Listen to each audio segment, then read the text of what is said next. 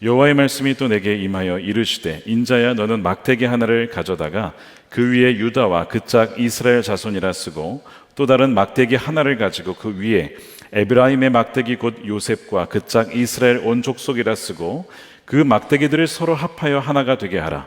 내 손에서 둘이 하나가 되리라.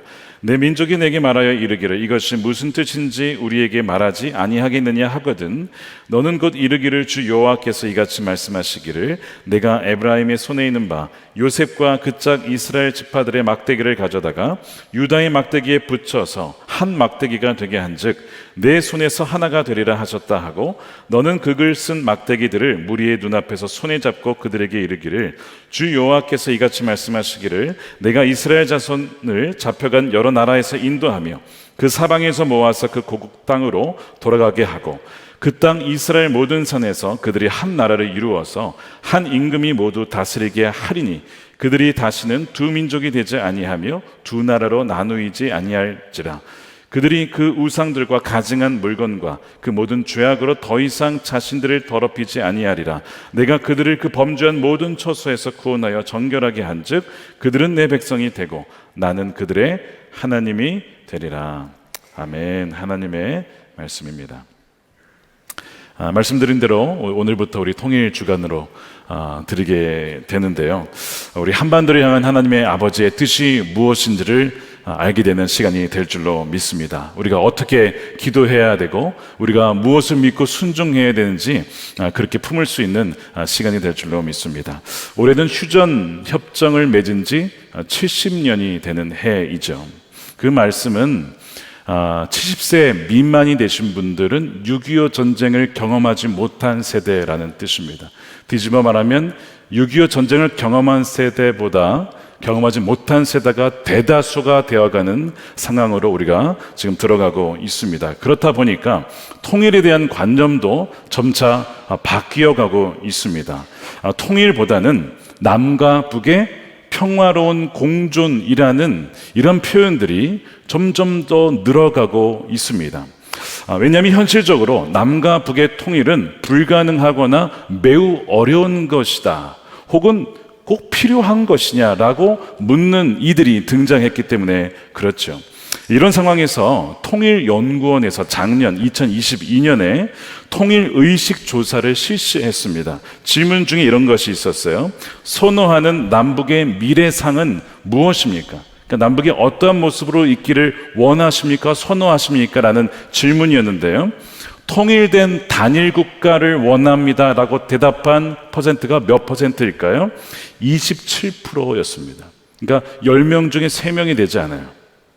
그러면 나머지는 무엇이냐? 나머지는 점점 분단을 둔 상태에서 상호 우호적인 관계로 그냥 남자라고 하는 것이 거의 38%, 그리고 경제만 통합하자는 것이 23.4%입니다. 그러니까 거의 60%는 통일 단일 국가를 별로 원하지 않는, 이것이 지금 우리 대한민국의 여러분 현실이라는 것입니다. 예전에 우리가 종종 부르던 찬양이 아니라 노래가 있었습니다. 우리의 소원은 통일, 꿈에도 소원은 통일. 근데 그 노래가 거의 이제는 들려지지 않죠. 그러니까 지금 이러한 인식과 맞물려 있는 것이 아닐까 싶습니다. 그러니까 여러분, 여론이 이렇게 흘러가게 되면 투표로 선출되어지는 대통령이나 국회의원이 누가 통일을 주장하겠습니까? 그러니까 점점 사람들의 눈치를 보다 보면 통일보다는 그저 남북이 별로 싸우지 말고 평화롭게 공존하며 지내자는 그런 식으로 가게 될 가능성이 있지 않겠습니까? 그래서 참 어려운 시대를 우리가 살아가고 있어요. 과연 정말 통일을 해야 되느냐? 이런 상황 속에서 북한은 어떠냐? 이 북한을 보면 여러분 뉴스를 보시잖아요. 계속 뭐 하고 있습니까?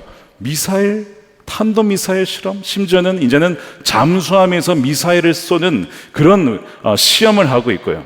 핵실험은 말할 것도 없습니다. 몇몇 전문가들은 심지어 2027년, 지금부터 한 4년 뒤가 되면 북한의 핵무기가 270기가 넘을 것이다 라고 보기도 합니다. 그렇게 되면 이거는 더 이상 핵 폐기를 주장할 수가 없고 이제는 이 균형이 무너지게 되면서 북한의 눈치를 봐야 되는 거 아니냐, 이렇게 걱정하는 이들도 꽤 있다는 것이죠. 북한의 경제 상황은 좋지 않습니다. 아시다시피 많은 국민들이 영양 상태가 좋지 않아서 전 세계에서 가장 못 사는 나라라고 꼽을 수 있는 IT, 그 다음으로 국민들의 영양 상태가 좋지 않다라고 유엔이 보도한 바가 있습니다. 북한 내부에서 특히 함경도 지역에서 굶어 죽어가는 아사자들이 계속해서 속출하고 있어요. 그러면서 계속 이 북한 정권은 미사일과 핵실험을 하고 있다는 거예요. 도대체 이 핵무기와 미사일을 실험할 돈은 어디서 나오냐 이 말입니다. 한국 정부 추정에 의하면 2022년 한 해에만 북한이 71발의 미사일을 발사했는데 이 비용이 2,600억 원입니다. 어마어마한 규모의 예산을 국민들을 위해 쓴 것이 아니고 미사일과 핵 개발에 쓰게 된 거예요. 그래서 북한 전체 식량 부족분 80만 톤의 약 60% 이상을 충당할 수 있는 금액임에도 불구하고 의도적으로 백성들을 굶어 죽이는, 아니면 굶어 죽이는 것은 아니지만 겨우 살 수 있을 정도로만 유지시키는 것은 아주 계획적인 것이죠. 그러니까 북한 정권은 믿기를 백성들이 너무 배부르면 의식이 깨어나면서 북한 정권을 흔들 수도 있다라고 걱정하기 때문에 그런 것이죠. 이 정도의 경제는 아니면 한국 같았으면 전국의 시위가 아마 났을 겁니다. 그런데 북한은 그렇지 못하죠. 왜냐하면 김일성, 김정일, 김정은에 이어지는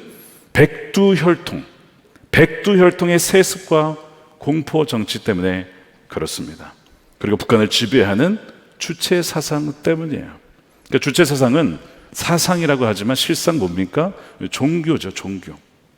김일성은 하늘에 있는 신으로 숭배받습니다. 그래서 북한 곳곳에 있는 문구에 이런 것이 있다고 하지요. 위대한 수령 김일성 동지는 영원히 우리와 함께 하신다. 어디서 많이 보던 표현 아닙니까? 성경에 나오는 표현이잖아요. 영원히 함께 하시는 분이 하나님이 아니라 김일성 동지가 영원히 우리와 임마누엘 함께 하신다. 주체사상을 공부해보면요, 너무나 명확하게 이 성경에 하나님을 섬기는 그 모습을 그대로 김일성으로 바꾸어서 사람들을 하여금 세뇌를 시키고 사람을 우상 숭배하도록 만들었습니다. 도시 70여 곳에 김일성 동상 3만 3천 개가 넘고요, 흉상과 사적물과 기념관까지 포함하면 14만 개가 넘는다고 하죠. 이런 것이 있습니다.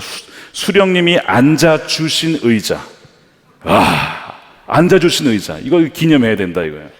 수령님이 안아주신 나무, 그 나무 기념해야 된다 이거죠. 또한 만져보신 물건, 수령님이 한번 만져주셨다 이거예요. 이것도 역시 기념으로 남겨야 되는, 이런 것들이 전국에 얼마나 많은지 몰라요. 김정일은 하나님의 아들 예수님과 같은 존재로 세상을 통치한다 라는 것으로 추앙받고 있습니다. 그래서 이 김일성 일가의 이 유원지, 우상화와 관련된 그 투입된 금액만 3,600억 원이 들어간 것이죠. 여러분 생각해 보세요. 전 세계 어느 나라 중에 사람을 이렇게 우상화한 나라가 어디 있습니까? 과거에 소련도 그랬었는데 1990년대 소련 붕괴와 동시에 동상과 우상화 기념물은 거의 다 철거가 돼서 지금 찾아볼 수가 없어요. 그러므로 현존하는 나라 중에서 가장 극심한 우상 숭배가 벌어지는 곳은 바로 북한입니다. 북한. 상황이 이렇다 보니까 우리가 남북 통일을 주장하고 기도한다는 것이 정말 현실적인 일일까라는 의구심이 들 때도 여러분 있지 않겠습니까? 그런데 우리 그리스도인들은 누구냐면 이 세상의 현실과 이 실상에 따라서 움직이는 자가 아닙니다. 그것이 아니고 하나님께서 우리에게 무엇을 말씀하셨고 하나님의 뜻이 무엇이냐, 하나님의 관점이 무엇이냐, 하나님의 이 나라와 한반도를 향한 뜻이 무엇인가, 그것을 바라보고 그것을 믿고 순종하는 자들이 그리스도인들인 줄로 믿습니다. 이 현실 속에서 하나님 마음은 무엇인가, 하나님 마음은 어디에 있는가, 우리는 이것을 물어야 된다는 거예요. 그 뜻을 품고 남북의 정세를 봐야지, 정세에 맞춰서 하나님 뜻을 물으려고 한다면 여러분 그 정세에 맞춰서 혼란이 올 뿐입니다. 그래서 하나님은 지금도 하나님 자신의 마음을 품고 있는 자가 누군지를 찾고 계시는 거예요. 남북 통일에 대한 하나님의 뜻은 무엇일까라고 그 뜻을 찾을 때에 우리가 반드시 살펴보아야 될 말씀이 우리가 오늘 읽은 이 에스겔 말씀입니다. 에스겔 선지자는 기원전 597년에 바벨론 2차 포로기에 끌려갈 때 10,000명의 거의 지도자들과 함께 바벨론으로 끌려가게 됩니다. 그리고 사로잡힌 지 5년이 지난 기원전 592년쯤에 하나님께서 보여주신 환상, 그것을 계기로 사역을 시작하게 됩니다. 그래서 그것을 기록한 것이 바로 이 에스겔서죠. 그러니까 그때는 아직 남유다가 완전히 멸망하기 이전이에요. 거의 멸망을 앞두고 있던 시기입니다. 유다 왕 시드기야가 애굽 왕과 동맹을 맺고 바벨론에 저항하다가 결국에는 두 눈이 뽑히고 남유다가 망하기 직전에 그 때에 바로 에스겔이 사역을 하게 되는 겁니다. 그래서 이 에스겔이 메시지를 전한 이 청중들은 누구냐면 포로로 끌려간 유다 백성들입니다. 즉 포로로 끌려간 유다 백성들을 대상으로 하나님의 뜻이 무엇인가를 선포한 자가 바로 이 에스겔이었다는 것이죠. 바벨론으로 끌려간 이 유다 백성들의 심정은 무엇이었을까요? 극심한 공포와 두려움과 절망이었을 겁니다. 북이스라엘도 멸망했는데 이제 남유다도 멸망 직전. 이것은 시간 문제다. 이제 나라를 잃어버리는 그런 상황 가운데 너무나 두려웠을 것입니다. 우리가 오늘 이렇게 이 망한 상황을 보면서 본문에 보게 되면 우리가 15절부터 읽었지만 사실 에스겔 37장에서 유명한 내용이 나오는데 1절부터 보시면 뭐가 나옵니까? 마른 뼈 환상이 나오죠. 마른 뼈 환상. 그 1절에 보시면 이렇게 되어 있습니다. 여호와께서 권능으로 내게 임재하시고 그의 영으로 나를 데리고 가서 골짜기 가운데 두셨는데 거기에 뼈가 가득하더라. 나를 그 뼈 사방으로 지나가게 하시기로 본즉 그 골짜기 지면에 뼈가 심이 많고 아주 말랐더라. 여러분 이 장면을 한번 상상해 보시기 바랍니다. 셀 수 없이 많은 뼈들이 수북히 산과 같이 쌓여 있는 것입니다. 두개골들이 엄청 많이 모여 있는 것을 보면 여러분 무섭지 않겠습니까? 이 뭐 공포 영화가 따로 없어요. 상상만 해보세요. 저녁에 음산한 달빛이 쫙 비치는 뭔가 허연 산 같은 게 있는데 가세 보니까 산이 아니라 그 모든 것이 하얀 사람 뼈였다고 생각해 보십시오. 너무나 소스라치게 아마 여러분들은 놀라셨을 거예요. 오늘 이 37장 이 10절에 보면 이 뼈들은 큰 군대를 구성할 수 있을 정도로 심이 많았다라고 되어 있습니다. 게다가 마른 뼈입니다. 그 얘기는 죽은 지 얼마 안 된 사람들이 아니라 죽은 지 오래되어서 아주 말라버린 뼈가 되어버렸습니다. 그러니까 보통 사람이 죽으면 고대, 뭐 지금도 마찬가지죠. 지금은 화장하거나 매장하는데 고대 근동에서는 반드시 매장을 하게 되어 있었어요. 그런데 이 뼈들은 무슨 이유인지 모르겠지만 매장을 당하지 못하고 그대로 그냥 그렇게 죽고 나중에 썩어버리고 뼈만 남게 된 것입니다. 어찌됐든 이 상황을 보면서 에스겔이 얼마나 섬뜩했을까. 왜 하나님이 이 모습을 나에게 보여주는 것일까. 그냥 보는 것도 아니고요. 여러분 여기 가만 보시면 나를 그 뼈 사방으로 지나가게 하신다. 그러니까 평면적으로 그냥 보는 것이 아니라 아주 입체적으로 둘러서 보여주시는, 지금 하나님께서 에스겔에게 이 상황을 아주 입체적으로 3D로 보게 하시는 겁니다. 이 뼈들은 과연 여러분 뭘까요? 이 뼈들은 누구의 뼈입니까? 11절에 나와요. 또 내게 이르시되 인자야 이 뼈들은 이스라엘 온 족속이다. 이스라엘 온 족속의 영적, 경제적, 정치적 완전히 멸절 상황을 보여주는 것이 바로 이 마른 뼈라는 것이죠. 사람이 죽으면 다시 살아날 가능성이 거의 없다고 봐야죠. 정말 주님이 살려주시지 않는 이상은. 근데 죽은 정도가 아니라 뼈가 되었고 아주 오래되어 마른 뼈가 되었다면 회복될 가능성은 아예 없는 것이죠. 그런데 이 마른 뼈들이 말을 하는데 뭐라고 하냐면 11절 후반부입니다. 이 뼈들은 이스라엘 온 족속이라 그들이 이르기를 우리의 뼈들이 말랐고 우리의 소망이 없어졌으니 우리는 다 멸절되었다 하느니라. 완전한 절망이라는 것입니다. 다시 살아날 수 있는 가능성은 없다라고 말하는 거죠. 이것이 이스라엘의 현실이에요. 북이스라엘은 망하고 남유다는 이제는 멸망 직전에, 그리고 수많은 이들이 이미 포로로 끌려간 상황에서 나라가 회복된다는 것은 이거는 있을 수도 없는 그 상황을 보여주기 위해서 마른 뼈 환상을 하나님께서 에스겔에게 보여주신 거예요. 자, 그럼 질문은 왜 이들이 마른 뼈가 되어서 이런 상황이 되었을까라고 하는 겁니다. 성경에 그 힌트가 나와요. 오늘 23절인데요. 바로 우상 숭배입니다. 23절에 그들이 그 우상들과 가증한 물건과 그 모든 죄악으로 더 이상 자신들을 더럽히지 아니하리라. 그러니까 우상 숭배 때문에 지금 이들이 이런 형편에 처하게 되었다는 것을 보여주고 있는 단서가 되는 것이죠. 다윗에 의해서 통일왕국을 이루었고 하나님의 영광의 임재가 충만했던 나라였습니다. 그런데 남과 북으로 분단된 이유가 무엇입니까?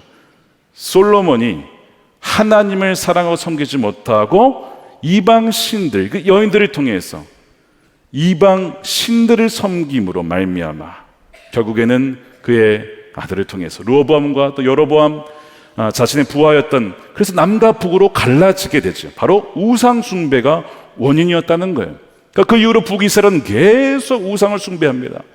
반면에 남유다는 비교적 선한 왕들이 있었어요. 여호사밧, 히스기야, 유시와 같은 왕들이 있었습니다. 이런 왕들이 있었기 때문에 그나마 남유다는 좀 더 오래 보존이 되었지만 결국은 우상을 숭배하고 하나님보다 더 강한 나라를 의지함으로 결국에는 망하게 되는 길로 가게 되었다는 것입니다. 하나님께서 신명기 말씀에, 그러니까 모세를 통해서 가나안 땅 들어가기 이전에 주신 약속의 말씀이 있어요. 너가 내 말에 순종하면 어떻게 되는 줄 아니? 이렇게 될 거야. 너를 세계 모든 민족 위에 뛰어나게 할 거야. 이렇게 약속을 하셨어요. 근데 내 말에 만일 너희가 불순종하고 나를 버리게 되면 어떻게 되는 줄 아니? 이런 얘기를 합니다. 모든 저주가 너에게 올 거야. 그것이 신명기 28장 25절입니다. 여호와께서 내 적군 앞에서 너를 패하게 하시리니 내가 그들을 치러 한 길로 갔다가 그들 앞에서 7길로 도망할 것이며 내가 땅의 모든 나라 중에 흩어지고 너의 시체가 공중의 모든 새와 땅의 짐승들의 밥이 될 것이나 그것들을 쫓아줄 자가 없을 것이며 왜 이들이 매장을 당하지 못했을까요? 바로 이 말씀의 성취, 저주가 그들에게 임한 것입니다.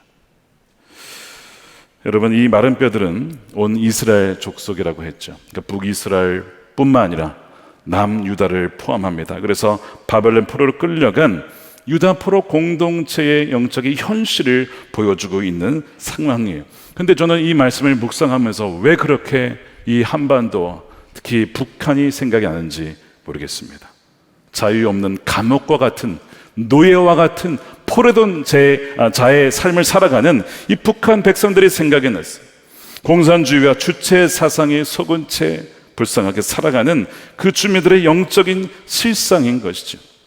1994년 김일성 사망 이후부터 북한의 경제가 급속도로 무너집니다. 그리고 매년 홍수와 전염병과 굶주림 때문에 2000년대 중반까지 300만 명 이상이 죽게 되죠. 여러분, 우리가 뭐 또 사고 나면 뭐 몇십 명 죽었다, 뭐 안타까운 소식을 듣잖아요. 근데 여러분, 300만 명입니다. 그러니까 이게 지금 현대판 이 마른 뼈의 모습 아닙니까? 지금 이것이 이 한반도 땅에서 벌어진 사건이라는 것이고, 그때만이 아니라 지금도 현재 진행형이라고 하는 거예요. 우리가 오늘 이 말씀을 읽을 때에 이것이 옛날 에스겔 선지자가 봤던 옛날 일이 아니라 지금 북한 전역에서 벌어지고 있는 일이구나. 그들이 무슨 얘기를 한다고? 이 뼈들이 우리에게 소망이 없습니다. 우리에게 소망이 없습니다 라고 얘기하고 있는 거야. 북한의 백성들의 외침 아닙니까? 우리를 살려달라고. 이 심이 많은 뼈들을 보면서 에스겔이 보고 있는데 에스겔에게 하나님이 물으시는 거예요. 그것이 3절입니다. 그가 내게 이르시되 인자야, 이 뼈들이 능히 살 수 있겠느냐? 하나님, 그 질문이라고 하십니까? 뼈가 되는데 어떻게 삽니까 이들이? 그런 생각 들지 않았겠어요? 아무리 선지자 하더라도 뼈가 어떻게 살았나요? 솔직히 불가능하잖아요. 근데 하나님이 안 되면 물어보셨을 것 같진 않아. 그런데 믿어지진 않아. 그러니까 답변을 어떻게 됩니까? 이렇게 대답하는 거죠. 3절에 내가 대답하되 주여, 주께서 아십니다. 참 지혜로운 사람이에요, 예수게. 나는 안 믿어지는데 하나님이 물어보셨으니까 답변해야겠고 주님이 하십니다라고 대답하는 거예요. 여러분, 이 질문을 지금 여러분에게 하나님 묻고 계십니다. 이 민족이 능히 다시 하나가 되겠느냐? 이 민족이 다시 살 수 있겠느냐? 마른 뼈와 같이 죽어버린 저 북한 사람들이 다시 능히 살 수 있겠느냐? 남북의 통일이 능히 가능하겠느냐라고 주님이 물으시면 여러분 뭐라고 대답하시겠어요? 주님, 살아날 줄로 믿습니다 라고 하는 사람들을 주님은 찾고 계신다니까요. 이 마른 뼈 환상 이야기가 계속해서 이어지는 얘기가 오늘 우리가 읽은 이제 15절부터의 이야기예요. 이제 그 마른 뼈가 살아나면서 뼈가 붙고 탁 해서 힘줄이 붙고 그 다음에 생기가 들어가서 군대가 되거든요. 근데 에스겔 보기에도 이 믿어지지 않는 거예요. 근데 그것만이 아니라 이제 15절부터는 어떤 것을 하나님께서 말씀하시냐면 16절부터 막대기 하나를 가져오라는 거예요. 그리고 거기에 유다와 그 짝 온 이스라엘을 쓰고 또 하나를 가져오라는 거예요. 거기에다가는 요셉이라고 쓰라는 거예요. 그 짝 이스라엘의 온 족속이라고 쓰라는 겁니다. 그리고 이 둘을 합하여서 하나가 되게 하라. 하나님께서는 시각적 효과를 가진 그 교육을 자주 시키시는데 에스겔에게 이 두 막대기를 하나가 되게 하라고 말씀하세요. 남유다와 북이스라엘이 하나가 된다는 것입니다. 분명 둘이죠. 그런데 서로 합하여 너의 손에서 하나가 될 것이다 라고 말씀하는 거예요. 이 둘이 하나가 되게 하는 것은 누가 되게 하시는 것입니까? 하나님께서 하시겠다는 것이죠. 자, 그래서 21절 보시기 바랍니다. 그들에게 이르기를 주 여호와께서 이같이 말씀하시기를 내가 이스라엘 자손을 잡혀간 여러 나라에서 인도하며 그 사방에서 모아서 고국 땅으로 돌아가게 하고 그 땅 이스라엘 모든 산에서 그들이 한 나라를 이루게 할 것이다. 여기 22절은 주어가 나와 있지 않지만 역시 영어로 보면 주어가 분명하게 나와 있어요. 이렇게 되어 있습니다. I will make them one nation. 하나의 나라로 내가 만들 것이다. 누가요? 하나님께서 만드신다고 말씀하시는 거예요. 이것을 믿는 것이 통일로 가는 첫걸음인 줄로 믿습니다. 하나님께서 하신다는 것이죠. 우리 힘으로 되는 것이 아닙니다. 우리 힘으로는요, 마른 뼈 하나 회생시킬 능력이 없어요. 우리가 볼 때는 마른 뼈는 완전한 절망이고 소망이 없는 것입니다. 그러나 하나님께서 그 일을 하시겠다라고 말씀을 하시는 거예요. 어떻게 하시겠냐? 한 임금의 통치를 통해서 하시겠다는 겁니다. 22절 말씀을 우리 함께 읽어보겠습니다. 시작. 그 땅 이스라엘 모든 산에서 그들이 한 나라를 이루어서 한 임금이 모두 다스리게 하리니, 한 왕을 통해서 통치하게 하겠다는 것입니다. 그가 누구냐? 우리가 읽지 않았지만 24절에 나와요. 누구냐면 내 종 다윗이 그들의 왕이 되리니 그들 모두에게 한 목자가 있을 것이라. 그들이 내 규례를 준수하고 내 규례를 지켜 행하며 내가 내 종 야곱에게 준 땅, 그의 조상들이 거주하던 땅에 그들이 거주하되 그들의 자자손손 영원히 거주할 것이요 내 종 다윗이 영원히 그들의 왕이 되리라. 한 목자요 한 왕인 이 다윗은 누굴까요? 여러분, 다윗은 이미 죽었잖아요. 다윗은 물론 통일 이스라엘을 이룬 왕이긴 하지만 다윗은 이미 죽은 왕입니다. 그러면 도대체 이 다윗은 누구냐? 다윗은 바로 이새의 줄기에서 나와서 다윗의 자손으로 오시고 또한 이새의 뿌리이신, 이새의 근원이시고 다윗의 뿌리이신 바로 그 예수 그리스도, 그분께서 바로 이 다윗을 나타내고 있는 것이죠. 이 다윗이 바로 그 예수 그리스도를 상징하는 것입니다. 통일은 예수 그리스도 그분을 통해서 이루어진다는 약속이에요. 통일은 오직 복음을 통해서 이루어진다고 하는 말씀인 줄로 믿습니다. 미국이 아프가니스탄 전쟁을 통해서 나라를 점령했어요. 그리고 미국의 우월한 군사력으로 그 모든 탈레반 정권을 몰아내고 장악하고 민주주의 정부를 세웠습니다. 그리고 민주주의 이념을 심어주려고 굉장히 노력을 많이 했습니다. 선교사님들도 들어가서 복음을 증거하고. 그러나 어떻게 되었느냐 보면 실패해서 결국에는 미군이 철수를 하게 되고 다시 탈레반이 점령을 합니다. 왜 그런가? 아프가니스탄을 장악한 것은 그 이념이 아니라 종교였습니다. 그러니까 군사력이나 이념으로 그 나라를 바꿀 수는 없었다는 거예요. 그것이 뿌리 깊게 이미 종교가 이슬람으로 해서 쫙 그리고 탈레반으로 점령되어 있기 때문에 바꿀 수가 없었던 것이죠. 마찬가지로 북한이 그럼 무력으로 되겠습니까? 무력은 하나님 방법이 아니겠죠. 북한도 주체 사상이라는 종교가 있습니다. 말씀드린 대로 사람을 신처럼 섬기는 종교입니다. 그러므로 전쟁이나 힘으로 통일을 이룰 수가 없다는 것이죠. 설령 그렇다 하더라도 북한을 변화시키고 정권을 무너뜨릴 수 있는 것은 칼과 무기가 될 수 없다는 거예요.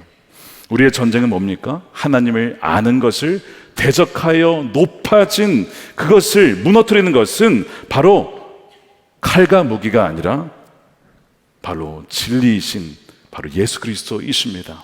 우리가 고린도후서 10장 4절에 보면 이렇게 되어 있습니다. 우리 함께 읽어보겠습니다. 시작.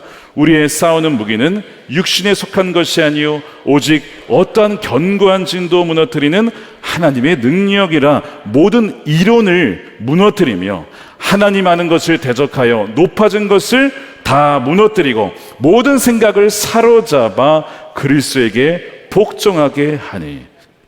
북한에 사로잡고 있는 그 모든 주체사상을 비롯한 악한 영들과 대적하는 것이기 때문에 우리는 영적 전쟁을 하고 있는 것입니다. 그러므로 우리가 복음을 증거하고 우리가 기도로 나아가고 또한 그들을 복음으로 양육하는 것은 너무나 중요한 일이에요. 북한에서 예수를 믿다가 발각이 되면 강제 소용소로 끌려가게 되고 심지어는 사형에 처해 죽을 수도 있습니다. 여러분, 이 정도면요 누가 믿겠습니까? 그런데 북한을 탈북해서 남한으로 들어온 통일민들의 증언을 들어보면 그럼에도 불구하고 복음을 듣고 끝까지 믿음을 지키는 이들이 있고, 심지어는 내가 예수를 믿기 때문에 다시 북한으로 들어가서 나의 형제들과 나의 가족들에게 복음을 증거해야 된다라고 들어간 이들이 굉장히 많다는 것이죠. 여러분, 믿어지겠습니까? 믿어지십니까? 통일민으로 오셔서 한국에서 작가가 되신 분이 있어요. 그분이 북한에서 신앙을 지켰던 때를 생각하면서 이런 고백을 하셨습니다. 남한 성도 여러분, 북의 지하교회 성도들은 여러분처럼 좋은 옷 한 번 못 입고 따뜻한 흰밥 한 번 못 먹어봤지만 그래도 여러분을 위해서 기도했다는 것을 기억해 주십시오. 제가 아는 많은 사람들이 남한으로 오지 못하고 저만 남한으로 왔지만 정말 그분들의 기도했던 그 하나님 향한 그 기도의 자세와 또한 대한민국을 위해 기도하는 간절한 마음을 저는 잊을 수가 없습니다. 딱 한 번만이라도 목소리 높여 기도해 보고 싶었고, 딱 한 번만이라도 큰 소리로 찬양을 불러보고 싶었고, 한 번이라도 짚어 달린 성경책을 가져보고 싶었고, 좋은 건물에서 따뜻한 교회에서 예배 한번 기쁘게 드려보고 싶었지만 우리는 그러지 못했습니다. 작가가 된 이분이 북한 수용소에서 만난 한 자매 언니에게 그런 적이 있대요. 왜 우리가 한국 교회를 위해서 언니 기도해야 되는 거야? 그 언니가 그런 얘기를 했다고 하죠. 대한민국이 있어야 우리에게도 소망이 있고 우리가 살 수 있어. 대한민국이 있어야 우리도 있는 거라고. 그래서 그렇게 대한민국과 한국 교회를 위해서 기도하고 있대요. 무슨 뜻일까요? 우리를 구출해 주십시오. 우리를 해방해 시켜 주십시오. 이 지옥과 같은 나라에서 우리를 건져 주십시오. 출애굽기에 보면 초반부에 무슨 얘기가 나옵니까? 하나님께 우리를 살려달라고 울부짖는 소리가 하나님께 상달되었더라. 북한의 수많은 그리스도인들이 그렇게 부르짖고 있다는 것이죠. 북한의 홀로 신이었던 김일성, 그러나 이제는 그 자리를 점차 왕이신 하나님께서 왕권을 되찾고 계신데 누굴 통해서요? 복음을 증거하여 복음을 받아들인 이들, 짠 북한에서 숨어서 믿음을 지키는 이들을 통해서 점차 그 왕권을 회복해 가고 계신다는 거예요. 하나님의 때가 점차 다가옵니다. 하나님의 정하신 때가 있잖아요. 카이로스의 때가 다가오고 있는 것이죠. 여러분, 통일의 그날은 반드시 옵니다. 여러분, 우리 믿는 이들은요 지금 현재를 보고 미래를 보는 것이 아닙니다. 우리 기독교에 독특성이 있어요. 우리 종말론이라고 할 때에 이 세상이 멸망한다 이게 아니고 뭐 그것도 있지만 우리는 이미 요한계시록 성경 말씀을 통해서 끝이 어떻다는 걸 알고 있어요. 마지막이 새하늘과 새 땅이라는 것을 알고 있습니다. 그 얘기는 뭔지 아시죠? 북한은 해방된다는 겁니다. 무너진다는 거예요. 우리는 그걸 알고 있잖아요. 그러면 그거를 보고 지금 그거를 보면서 오늘을 살아간 자들이 우리 그리스도인들이에요.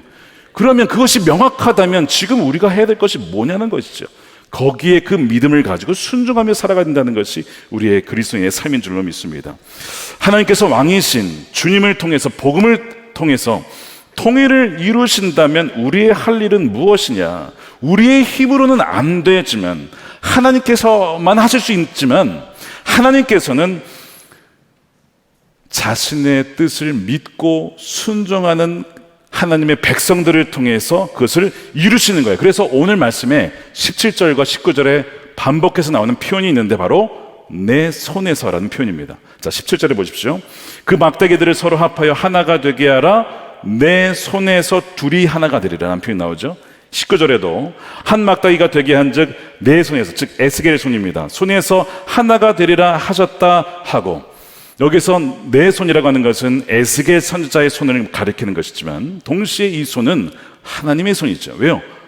이 남과 북이 하나가 되게 하는 것은 내가, 하나님만이 하실 수 있다고 했으니까 하나가 되게 하신 이 손은 하나님의 손이 맞습니다. 그런데 동시에 이 손은 예수 그리스도를 왕으로 삼고 무엇이든 순종하는 하나님의 백성, 즉 그리스도인들의 손이라는 것이죠. 하나님은 이 약속을 믿고 순종하는 이들의 손을 통해서 남과 북을 하나가 되게 하시겠다라고 말씀을 하시는 것입니다. 여러분 꼭 기억하셔야 됩니다. 어느 시대든지 성경을 읽어보시고 지난 역사를 보십시오. 어느 시대든지 언제나 하나님의 방법은 뭐예요? 하나님의 사람들이었습니다. 여러분, 이건 변하지 않는 거예요. 마지막까지 마찬가지입니다. 하나님께서 애굽의 노예로 갇혀있던 이스라엘 백성들을 구출하기 위해서, 그들을 해방시키기 위해서 사람을 찾으셨고 택하셨습니다. 그가 모세죠. 아니, 모세가 무슨 수로 애굽에 있던 백성들을 끌어내겠습니까? 그는 할 수 없는데 하나님이 하실 수 있는데 하나님은 모세를 통해서 하셨다고요. 그래서 하나님은 하나님을 믿고 순종하는 모세를 통해서 그 일을 이루셨고, 하나님은 지금도 모세와 같은 이들을 찾으신다는 거예요. 모든 자유와 인권을 박탈당하여 노예와 같이 살아가는 북한의 백성들을 구원할 자가 누구냐? 주님은 지금도 그 자들을 찾으시는 거예요. 또한 하나님은 하나 되지 못했던 이 이스라엘, 통일되지 못했습니다. 또한 사사기와 시대에, 아주 영적으로 어두웠던 시대에 이 백성들을 돌이킬 나의 사람은 어디 있느냐? 사울이었을까요? 아니었어요. 그래서 내 마음에 맞는 사람을 내가 찾아낼 것이다 라고 해서 찾은 사람이 다윗이었잖아요.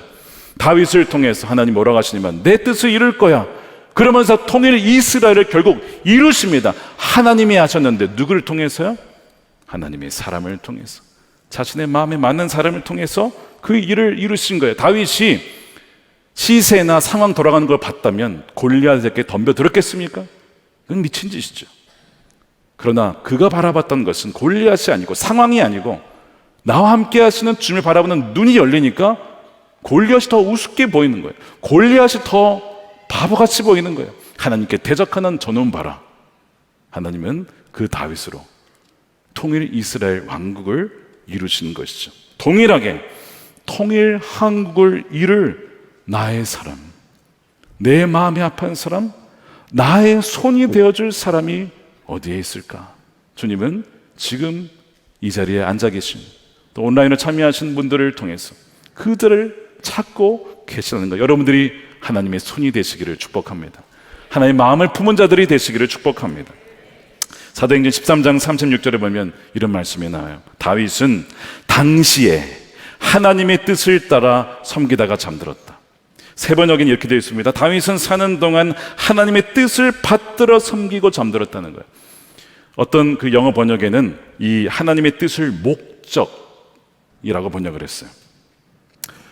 하나님께서 다윗의 때, 그러니까 다윗은 하나님께서 내 때에 하나님의 뜻이 무엇일까? 내가 살아가는 이 시대에 하나님의 뜻이 무엇이고 목적이 무엇일까를 늘 찾다가 하나님의 뜻을 알게 됐어요. 이 백성들을 하나님께로 돌리게 하고 하나가 되게 하고 하나님을 섬기고 열방을 섬기는 제사장 나라가 되게 하는 것이구나. 그래서 하나님은 그 다윗을 통해서 그 뜻을 이루신 것이죠. 그렇다면 지금 이 시대에 이 대한민국을 향한 하나님의 뜻이 무엇일까요? 경제 위기를 돌파하는 거 중요합니다. 코로나 극복하고 저출산 문제 심각하죠. 이것도 참 어려운 문제예요. 청년 실업 문제도 마찬가지입니다. 모두 중요한 이슈인데 통일 한국보다 더 중요한 이슈가 있을까?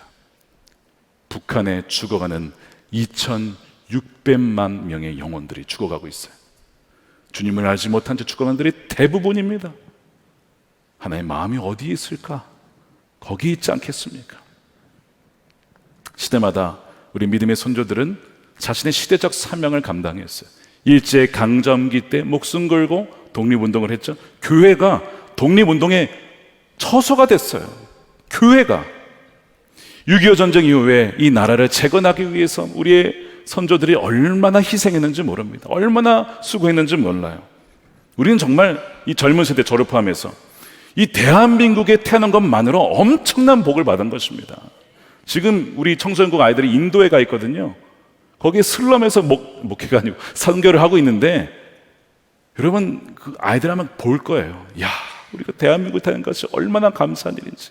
제가 IT 선교를 갔을 때도 야, 이 나라에서 태어났다면 내가 어떻게 됐을까? 그러므로 대한민국에 태어난 것은요 사명이에요. 사명.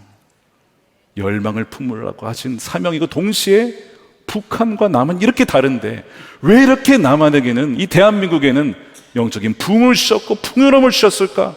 북한을 품으라고 주신 거 아닙니까? 통일이 되면 우리가 재정적인 부담도 해야 될 것입니다. 아마 세금이 늘어나겠죠. 어떤 사람들은 세금이 늘어날까 봐 싫다. 공포야 공포. 내들 돈이 더 많아져. 분명히 그런 분들도 있으실 거예요. 여러분 희생 없이는 없어요. 통일은 없습니다. 그런 주님께서는 기꺼이 그것을 감당할 주의 사람들을 찾고 계시고 바로 그들의 손 안에서 둘이 하나가 될 것이다 라고 말씀을 하시는 것 줄로 믿습니다. 정말 우리의 차례가 되었어요. 우리가 어떻게 그 선교를 감당할까 이 말씀만 나누고 이제 정리하려고 합니다. 22절에 한 임금이 다스리고 그 다윗인데 예수 그리스도죠. 예수님께서 그들의 왕이 된다고 했습니다. 이 말씀에 근거해서 우리가 순종해야 될 그리스도의 삼중직 북한 선교, 예수 그리스도의 삼중직 북한 선교를 말씀을 드릴게요. 바로 삼중직이라는 것은 왕적인 또한 제사장적인 또한 선지자적인 사역을 말합니다. 첫 번째 그리스도의 왕적 사역입니다. 그리스도의 왕적 사역은 굶주린 자들을 먹이고 입히고 병든 자들을 치유하는 사역이죠.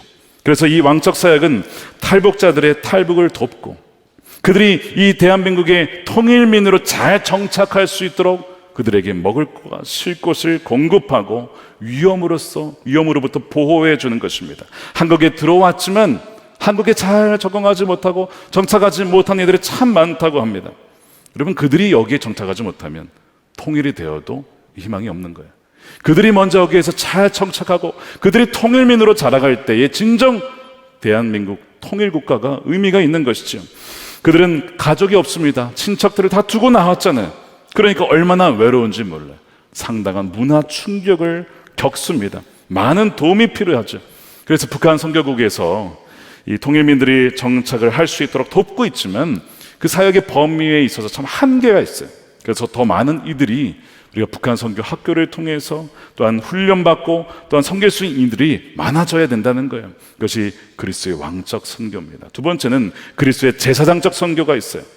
이 사역은 하나님과 통일민을 연결시키는 뭐를 통해서요? 복음을 통해서. 복음을 통해서 하나님을 알게 하는 이 제사장적 역할을 감당하는 거예요. 그래서 하나님과 사람 사이 또한 사람과 사람 사이의 화해를 중재하고 또한 주일 예배 때 우리가 계속해서 증거하지만 복음을 듣고 여기서 나와서 간증을 하고 세례받는 이들이 있잖아요. 그런 분들이 많아져야 된다는 것이죠. 그렇게 해서 하나님의 군대로 양육받아서 그들이 사역자로 쓴다면 통일 한국에 또한 그들이 지도자로 서게 될 것입니다. 그들의 아픔과 상처를 품에 안고 마른 뼈들과 같은 이들의 강력한 군대를 길러낼 자들이 일어나야 된다는 것이죠.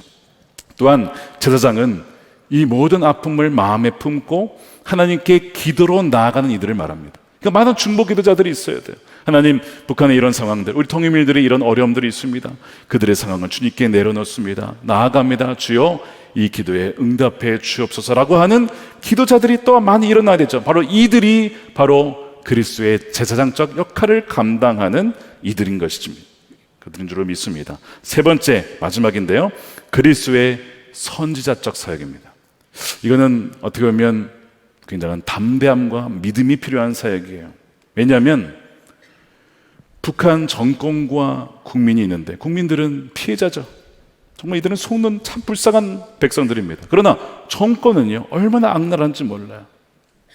이들의 주체사상의 거짓을 들춰내고 폭로하고 진리의 말씀을 증언하는 사역도 너무나 중요한 거예요. 우리가 계속해서 선포해야 될 것도 뭐가 있냐면, 대한민국의 영토는요, 여러분, 단지 남한이 아니라는 걸 알고 계십니까? 대한민국 제 헌법 3조가 뭐라고 되어 있죠? 이렇게 되어 있습니다. 대한민국의 영토는 한반도와 그 부속 도서로 한다. 무슨 뜻이죠? 대한민국의 영토는 남한이 아닙니다.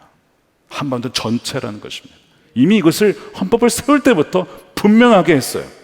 그래서 대한민국은 대한제국과 임시정부를 계승하면서 대한민국의 영토를 아까 우리가 찬양했잖아요.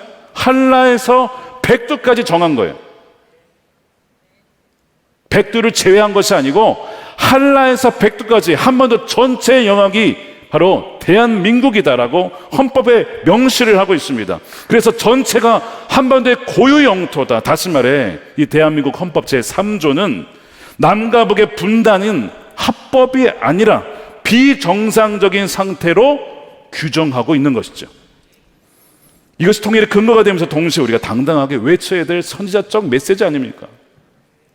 또한 선지자적 사역은 북한 정권의 인권 탄압에 대해서, 또한 기독교 핍박에 대한 선지자적 소리를 내는 것입니다. 이제는 통일민들 중에 복음을 듣고 돌아오는 분들 중에 유튜브를 통해서 막 이걸 증언하는 분들이 많아졌어요. 심지어 TV에 나와서도 그것을 증언하기 시작했습니다. 이걸 더 잘해야 될 곳이 사실은 교회입니다. 근데 왜 교회는 그 얘기를 많이 못할까요? 소수자의 인권을 말하지만 왜 북한 인권에 대해서 말하지 못하는 것일까? 우리가 더욱더 소리 높여서 외치고 알려야 될 것 중에 하나가 북한에서 핍박받고 인권을 누리지 못하는 이들에 대한 실상을 알리는 것이죠. 북한 정권은 거짓의 기초하에서 세워졌기 때문에, 하나님을 대적하는 우상이기 때문에 북한 정권은 여러분 무너져야 되죠. 왜 이것을 담대하게 말을 못하는가? 여러분 분명히 말씀하잖아요. 남과 북의 분단의 이유가 무엇이라고요? 우상 숭배잖아요. 우상 숭배. 과거 평양에 장대한 교회, 이제 이 장로교회에서는 장자교회죠. 근데 그것이 무너지고 거기에 김일성, 김정일 부자 동상이 세워졌어요. 우상이 세워진 거예요. 하나님의 거룩한 처소 가운데. 우리는 그 우상이 무너지고 하나님의 거룩한 처소가 회복됨을 위하여서 기도하고 또한 선포해야 될 줄로 믿습니다.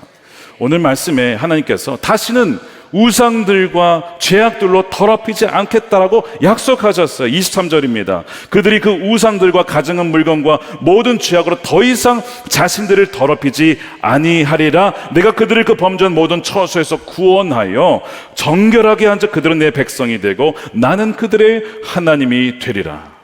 놀라운 약속의 말씀이에요. 아니, 우리 남과 북의 상황을 두고 성경을 쓰셨나 싶을 정도로, 물론 이것은 이스라엘에 대한 말씀이지만 동시에 우리의 상황과 얼마나 흡사한지 모릅니다. 하나님께서 유다 백성들을 바벨론으로 끌어가셨어요. 그런데 그것이 끝이 아니었어요. 그들에 있었던 모든 우상 숭배의 마음들을 정결케 하시고 모든 더러운 것들을 다 씻어주시고 하나님의 백성, 진정 이 제사장적 나라를 감당할 수 있는 자들로 만들기 위해서 그 고난을 허락하셨다는 거예요. 그렇다면 북한의 그 고난도 이 인내의 70년, 분단한 지 벌써 이제 75년이 넘어가는 이 상황 속에서 하나님이 이 모든 것은 하나님의 시계 가운데 카운트되고 있고 정말 하나님의 정결한 백성과 나라가 새롭게 세워질 때가 다가오고 있다는 것입니다. 자, 그래서 오늘 27절에도 내 처소가 그들 가운데 있을 것이다. 내 성소가 영원토록 그들 가운데 있을 것이다. 이것은 하나님의 임재를 말하는 것이죠. 하나님의 dwelling place, 하나님의 임재하신 조소가 너희 가운데 영원히 있을 것이다 라고 약속을 하시는 거예요. 그렇다면 그 평양의 장대현 교회에 있었던 우상이 무너지고 다시 교회가 세워지고 그에서 찬양과 예배가 들려진 것이 허황된 것일까요? 아니면 분명한 것일까요? 분명 하나님의 약속인 줄로 믿습니다. 저는 이 말씀을 준비하면서 동방의 예루살렘을 불렸던 평양이 다시 회복되리라 분명히 믿어졌습니다. 제가 지난 맥주 감사 찬양 축제 때 잠깐 나누었습니다만, 그때 우리 모든 성도님들이 함께 하나님께 찬양을 드리고 마지막에 이제 다 같이 찬양을 드리는 그때 제가 이 자리에 앞에 앉아 있었는데요.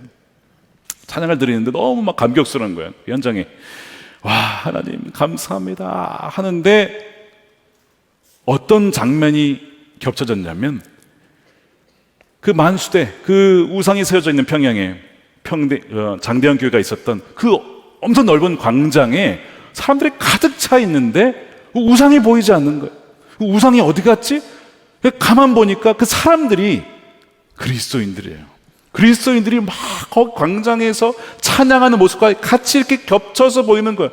내가 지금 뭘 보고 있는 거지? 근데 너무 감동이 되고 그것이 믿어지고, 주님, 북한에서 찬양하고 싶어도, 목소리 높여서 찬양하고 싶어도 소리 내지 못하고, 기도하고 싶어도 기도하지 못하고, 성경 갖고 싶어도 갖지 못하면서 끝까지 그 믿음을 지키는 이들이 있는데, 주님, 그들에게 진정한 자유와 해방을 주셔서 정말 그 만수대 광장에서 하나님을 예배하는 때가 속히 오게 하여 주옵소서.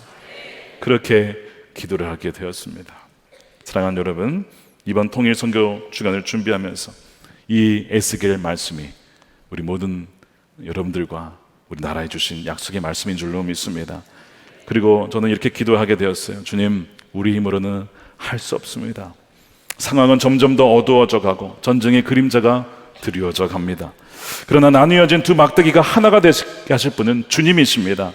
너의 손에서 하나가 될 것이라고 하셨으니 믿고 순종하는 그리스도인들을 통해서 남과 북이 하나가 되게 하여 주옵소서. 그리고 하나님이 택하신 그날, 그 카이로스의 때가 되면 남과 북의 그리스도인들이 만수대 광장에 모여 영원하신 왕 예수 그리스도를 찬양하는 그날을 오게 하여 주옵소서.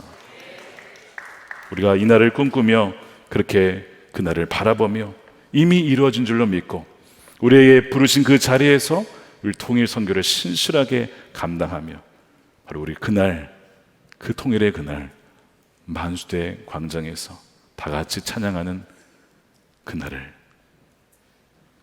꼭 참여하는 여러분들이 되시기를 주님의 이름으로 축원합니다.